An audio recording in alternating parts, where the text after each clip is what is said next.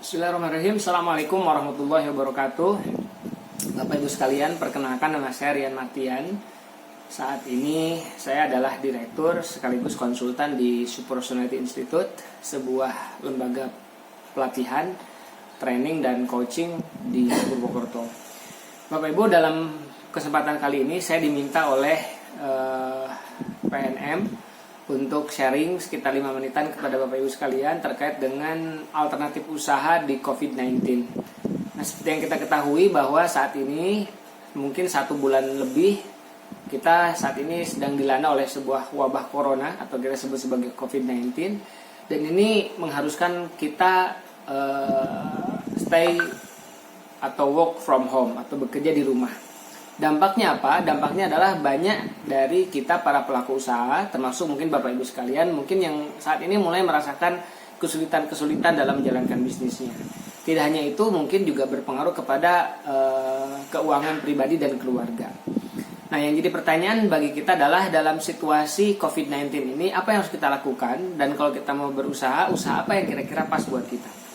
Nah, Bapak Ibu, ketika kita menghadapi COVID-19 ini sebetulnya ada 3 jenis usaha ya. Ada satu usaha yang memang turun drastis, ada yang jenis usaha yang dia tetap bertahan dalam kondisi ini, dan yang ketiga adalah jenis usaha yang justru malah bertumbuh dan berkembang sangat pesat dalam menghadapi situasi ini. Artinya apa? Bahwa dalam dunia usaha pasti akan muncul situasi-situasi semacam itu, situasi-situasi yang tidak terduga. Di satu sisi akan menyebabkan runtuhnya sebuah bisnis, tapi di sisi yang lain akan munculnya bisnis baru. Dan ini butuh keterampilan.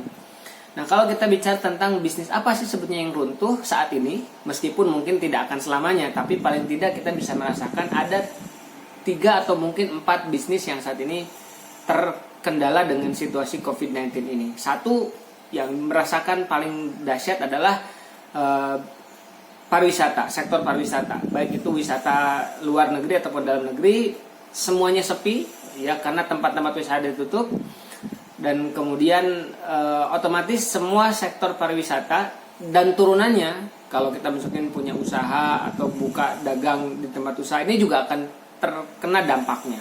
Itu pertama. Yang kedua, Bapak Ibu sekalian, yang juga sama-sama turun otomatis adalah transportasi ya, karena semua orang diharuskan di rumah, maka transportasi beserta turunannya, baik itu transportasi darat, laut, udara, Gojek ya, atau bahkan mungkin angkutan barang sekalipun, ini juga akan terkendala dengan situasi ini. Dan otomatis kalau transportasi turun, maka otomotif ya, yang lain-lain juga akan turun. Yang ketiga, Ibu, adalah misalkan yang kita rasakan adalah construction, real estate ya, perumahan-perumahan ya, ini juga turun. Bisnis-bisnis ini turun karena saat ini orang mengerem pengeluaran dan lebih berpikir untuk berhemat, tidak membeli barang-barang yang tidak pokok, dan lebih menyimpan uang mereka untuk kebutuhan yang tidak pasti di masa yang akan datang. Nah, tentu saja mungkin Bapak Ibu semua yang hari ini berbisnis di seputaran dunia tadi, atau mungkin ada bisnis penopangnya, itu akan terdampak juga. Nah, kemudian ada bisnis yang kedua, yaitu bisnis yang sebetulnya tidak terdampak. Siapakah dia? Bisnis-bisnis yang kaitannya dengan kebutuhan-kebutuhan pokok. Ya, misalnya bisnis di dunia pertanian dan peternakan, bisnis di dunia bahan-bahan sembako, 9 bahan pokok, ya, minyak, telur, kemudian gula, bahkan mungkin turunan-turunannya. Ini sebetulnya cenderung bertahan. Kenapa begitu? Karena kadang meskipun katakanlah era pandemik di mana setiap orang di rumah, tapi tetap mereka butuh makan. Nah, ini sebetulnya peluang Bapak Ibu sekalian, bahwa ketika bisnis-bisnis retail itu, katakanlah misalnya Rita, Moro, kemudian Alfamart itu semakin sedikit pengunjungnya, tapi tetap kebutuhan masyarakat itu meningkat. Dan ini sebenarnya potensial Bapak Ibu semua kalau mau mengambil peran di dalam bisnis yang dalam tanda kutip sementara ini. Dan ada lagi bisnis yang ketiga, adalah bisnis yang justru malah berkembang pesat. Apa itu? Bisnis kesehatan Bapak Ibu. Ya, mulai dari menyediakan alat-alat suplemen, alat-alat kesehatan, suplemen kesehatan, termasuk di dalamnya juga adalah industri kesehatannya itu. Nah, Bapak Ibu semua, ini adalah sebuah peluang ya. Jadi Bapak Ibu semua jangan fokus kepada bisnis yang saat ini sedang turun, tapi mulailah melirik potensi-potensi bisnis yang mungkin bisa Bapak Ibu semua terapkan. Bisnis-bisnis di bidang bahan pokok, makanan, ya, atau kebutuhan-kebutuhan pokok, termasuk di bisnis di dunia kesehatan. Saya sendiri punya sebuah bisnis tambahan Bapak Ibu. Ketika pelatihan kami, jasa konsultan kami sedang menurun, kemudian kemarin saya diajak oleh teman saya untuk menawarkan ada sebuah penawaran bagus. Beliau itu punya rekanan dengan pabrik hand sanitizer dan bisa memproduksi hand sanitizer dengan jumlah yang sangat banyak.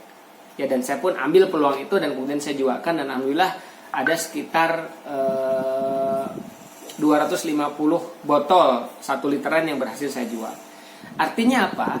Bahwa kita tidak bisa mengeluh dengan situasi saat ini, tapi ambil keputusan, ambil sikap, mencoba untuk survival, ambil peluang-peluang itu, ya. Dan tadi saya sampaikan ada beberapa peluang yang bisa Bapak Ibu semua ambil, baik itu di makanan, baik itu makanan itu berarti dari hulunya, pertanian, peternakan, kemudian sampai ke makanan olahannya dan makanan siap makan, kemudian atau di industri kesehatan, baik itu untuk penyembuhan ataupun mungkin menjaga tubuh akan tetap bugar. Ya, apakah Bapak Ibu semua menjual misalkan produk-produk suplemen, menjual masker, menjual hand sanitizer, atau bahkan mungkin hal yang lainnya. Oke Bapak Ibu, jadi pandemik ini mungkin tidak akan muncul sekali. Di masa yang akan datang akan muncul lagi dalam bentuk yang lain, krisis ekonomi dan segala macam yang mungkin bisa jadi membuat kita para pengusaha menjadi terpuruk. Tetapi percayalah bahwa sebenarnya kita punya kemampuan untuk bisa mempertahankan diri. Yang penting adalah Bapak Ibu semua jeli melihat sebuah peluang. Di satu sisi memang ada bisnis yang terpuruk, kita tidak boleh diam, tapi di sisi yang lain ada bisnis-bisnis yang sedang meroket dan kita harus lihat itu sebagai sebuah peluang. Mudah-mudahan bermanfaat Bapak Ibu semua.